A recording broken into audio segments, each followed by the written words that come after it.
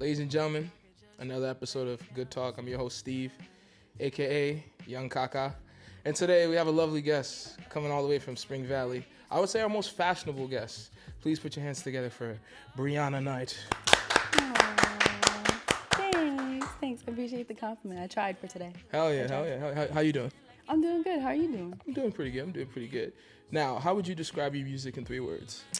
Let's say soulful, vulnerable, and positive. Oh, hell yeah. I agree. I think your music has like a lot of like different genres. You kind of like juggle a lot of different genres. I just wanted to know, what was the like first song or moment where you were like, okay, like I'm gonna become a musician? Ooh, I'd have to say it was me and my guitar, something that will eventually come into the world. It reminded me of like Yebba, before I knew Yebba, but like it was a mix of neo soul, but still like singer-songwriter. And I dug it just because it's called Dear Black Girl. And it was kind of like, I felt like that was my most honest, true self. I grew up doing covers and like other people's songs, but that was the one time I felt like, this is me. Oh, hell yeah. I always find it interesting because I feel like even though when musicians do covers, they still kind of put a dash of themselves in it. It's never like necessarily the same exact song. So that totally makes a lot of sense. Now, I have a little question for you. Now, you said you went from doing covers to finding yourself. What is your creative process currently when you're making an album, writing a song, finding a melody? Currently working on like small projects building up to an album. I'll say it usually begins with me journaling. As much as I sound like hippy dippy, it kind of gets me where I can actually be honest about something that's going on. Obviously, like you could make like a song depending on what you heard, but I feel like the best ones are just what you've gone through. And then from there, if I'm working with beats first, I'll use the title of the beat as inspiration. And so, yeah, shout out to all the producers who labeled their beats. Thank you very much. It helps, and I'll fit that with the journal. And then with melodies, I just freestyle. Sometimes I'll end up fitting the words. Sometimes I'm like, all right, okay, let's try to figure out something around the words. And then when it's just me and my guitar, I come up with a chord progression and whatever I feel from that, and then that story goes. Wow, you have like a fucking like a Rolodex of like different ways to create a song. That's so interesting. Usually people have like 2 like ways they do it and they just stick to that. No, because I feel like as an artist you're ever growing. So some days it's like you're hitting a wall. What is it? Doing the same thing over and over again is insanity. Oh my god. Yeah. I never heard that one before. I mean, like, you can't approach each song in the same method because you might have a day where you're off, but you still have to write. So you have to have different things to pull from so you can write. Yeah. I think it's like, for me at least, because like I write like scripts or short stories, I feel like it's more therapeutic to actually like sit down and write it. So when you were like, I do it in a journal, I'm like, yeah, it just feels better to actually like have a pen or a pencil on like paper and then like edit that. So I feel you. Now, you have a lovely song called Bad Decisions. Truly a banger, go stream that. What are some bad decisions that you've made that led to great lessons? Hey, yo. All right. So everybody has like a thoughty summer, you know. I grew up in the church. So like when it came to sexuality and sensuality, I had like this weird disconnect. And so I had a partner for like 3 years. We broke it off and I was like, dang. So what is everybody else doing? How do you actually date? How do you approach not being a wife for a moment? And then from there, I met somebody who, at the time, I felt like men in general just weren't offering nothing. Like, I'd hit you up late night. That was all you were servicing. But this person, I'm trying to put this in the most professional manner. And so we actually ended up being like really cool friends, and I ended up falling for him. But mind you, we agreed like in the song, we weren't going to do that. It was just going to be, I hit you up late night and that's it.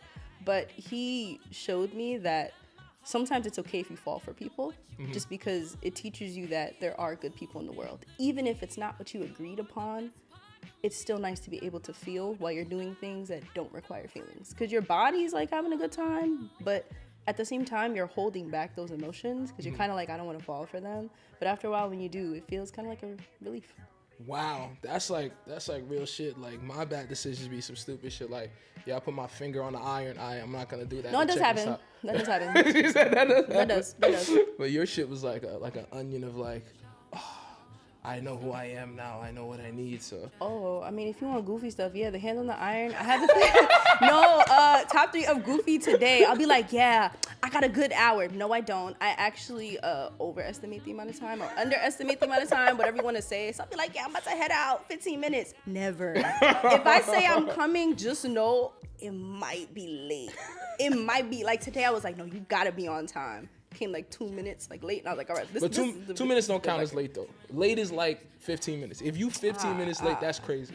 That's crazy. That is kind of OD. Have I done it before? Yes. Oh, of course. That is kind of OD. Of course, we all have. You feel me? Now, I got a little crazy question to ask you. If you had to pick one album to save the world, would you pick What's Going On, Marvin Gaye? It Was Good Until It Wasn't by Kalani. Black Radio by Robert Glasper. It depends on what's happening in the world. So if we're all like how we were protesting, I mean, we're still protesting. For sure. If it was kind of like that, but for like 3-4 years at that intensity, it would be What's Going On. But if everybody's trying to heal, shout out SZA with the new album, you know? If we're trying to heal, we're going to pick the Kalani album because we're trying to move forward. So yeah. I feel like she's so underrated as like a songwriter. I feel like people don't give her enough credit. I feel for some reason she kind of just gets like lost in like the realm of other singers, but I think she's so dope. She's I would call her like a Frank Ocean, but a little bit more melodic. Like the way that she writes is poetry. It sounds like a really I was explaining this to somebody else. She's a journal entry kind of singer. That's a fact. And it's just a stream of consciousness and then crazy melodies as if she was like a rapper. So she's this singer rapper who writes like it's a journal. Yeah, that's a fact. Shout out Kalani one time. I hope you're doing well. Now, you're from Spring Valley. I don't know how much that has influenced your music, but what's your favorite thing about Spring Valley? Caribbean food.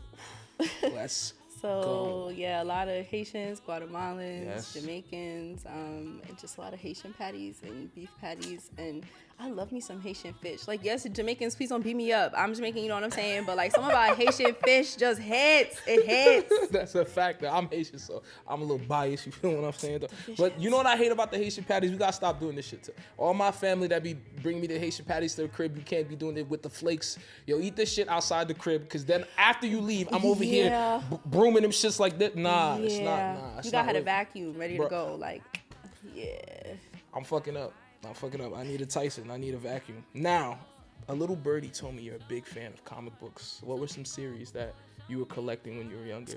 Or currently, if you still collect. Currently, so like comic books are expensive, so I be having to experience them via YouTube or online with a bootleg website. FBI, don't get me. Yo, the bootleg sites be hitting though. They be zooming in like hella. You know, they just scan the shit, but it's like, yo, I can see everything, read everything. Yeah, I like Court of Owls, Batman, and the Killing Joke. That one, bro. When I was young though, that shit fucked me up. Cause Shorty was really paralyzed, like bro. I was like, this shit is crazy. Cause if you watch the cartoon of Batman, you're like, oh, this guy Joker is like a little funny and shit. But when you read the comic book, you're like, yo, this nigga's crazy, bro. That was wild. That shit scarred me. But it was still a great story though. It was beautifully put, just because a lot of villains, we feel like we know their cap, we know like what they're capable of. But that comic showed villains are unpredictable. You don't know what they'll actually do. You think you do, but you don't. Nah. There was a comic book. I don't know if you remember this shit. This shit was the most crazy shit where you had to vote. Yep. You know what I'm talking about? No, Batman fans are sick. They're sick. They voted for that boy to die. How you did that? Yo. No, that's crazy. That's OD. You must have hated him that bad, or you just like chaos. Because there's no way. Yo, son. That was like, yo, they just let homeboy just get murked like that. It was like, yeah, fuck it. And then the writers was like, we gonna have another Robin. It's all good. Like, chill out. Like, we don't give a fuck. The replacement right on deck. Now, I heard that you enjoy therapy and you wanted to be a therapist. Would you mind doing a quick therapy session right now with me? Okay, so like, what's been on your mind recently? Not gonna lie, I've been thinking a lot. So I just started a diet, so I've been thinking a lot about getting into chopped cheese. Now I'm in New York because I live in Philly, but I'm like, if I get a chopped cheese, that's gonna lead to my diet completely dying, because I'm gonna just go off the deep end and get more bad food. Chopped cheese, you started chopped cheese? Then it's pork fried rice with chicken wings. I understand. Then after that, it's gonna be drunk noodles. After drunk noodles, it's gonna be chalupa. After chalupa, it might be Shake Shack. I can't do this no more. I just brought a treadmill too. So now I'm trying to be like, is my personality to be a nigga with a treadmill, or am I gonna go back to eating bad food? Well, hold on. There's no such thing as bad food and good food. You need to have things in balance. And on top of that, diet doesn't have to be a temporary thing. You have to think of, I guess, like well-rounded. You can't just strictly be like, I'll never have a chopped cheese again. That's not realistic. You're going to be out with your friends, ain't going to get it. You want some pork fried rice, you're going to get it. But you need to think of balance, as in, what is your compromise? Is it that, all right, okay, I have one meal that's kind of crazy, but then like the rest of the day I'm having fruits and vegetables. You're a human being. Yeah. So it means you treat yourself like a human being. You want to indulge, you indulge. You just have to be careful of tracking it. And even in the treadmill, it doesn't have to be the treadmill. It could be something that's fun, something that's everyday. So like maybe you're walking to work, maybe you pick the long way instead of the short way to get there. If you're driving, you park the car at the back of the parking lot and you get your steps in for the day. Wow. Or you go out dancing. You don't take a shot. It's hard for some people. But maybe you don't drink liquor and you just dance the whole night. And I don't know, that just feels a little bit more freeing. Again, you're human. Do things that you actually like. Wow. Good therapist. First thing she said, there is no bad food. It's a fact. That's a fact. Now, I'm about to ask you two really weird questions. But they're going to tell a lot about your character. If you could be one object in the world, what would it be and why? That's it. I don't like people touching me, so I gotta pick an object where people ain't touching me. Nah, for real. Like, imagine you a pencil every day they using you, and then you done. You gonna throw me in the trash? That's so disrespectful. I guess I would be a painting. Wow, that is lit. Like in the MoMA, like in the museum? Yeah, because can't nobody touch me. They got security, and you looking at me like I'm pretty all the time. That's a fact. And they writing about me. Like, it's all about me. And then even if you get purchased, it's going to be like hella bread, and you're going to be somewhere that's hella lit. Comfy. You know what I'm saying? Like, imagine if Beyonce copped you. Now you're going to be in the Carter's crib. Like, what? I would be honored. That would be crazy, because they be buying some stupid shit. Like, me personally, if I had the bread, I'm not paying $1 million for a painter, bro. That's a little, you know what I'm saying? But it depends on the feng shui you got going on. Have you seen Alicia Keys' crib? No, is it crazy? Her and Solange is good. You gotta. It's crazy. It's like you gotta get into the palette that you're trying to do. Then the art matters. Wow. I guess like at the end of the day, if you get an art for your crib, you gotta create like a whole aesthetic. So it's kind of like making a whole vibe and basically you making a museum in the crib. So I feel you. Shout out Solange though. I didn't know she was getting art and shit like that. Look at her. Be serious. Look at her, and then tell me she's not gonna have some artsy stuff going on in her crib. Be for real. I'll never forget what Earl Sweatshirt said to describe Solange. He said she's Beyonce for the people. Accurate. Now, if you're playing a do or die game of rock, paper, scissors, would you be a rock, paper, or scissors, and why? Scissors. Why? I feel like it's a good in between. Paper's too neutral and rock is too hard. You gotta go something in between. That's the same thing, I think. That's exactly the same thing. Somebody dead ass said rock. I'm like, yo, fam, you don't play rock, paper. I feel like rock always be getting his ass busted. Like, that shit is terrible. Too heavy. Besides your song that's based upon the Renaissance painting, do you have anything else in the future that we could look for?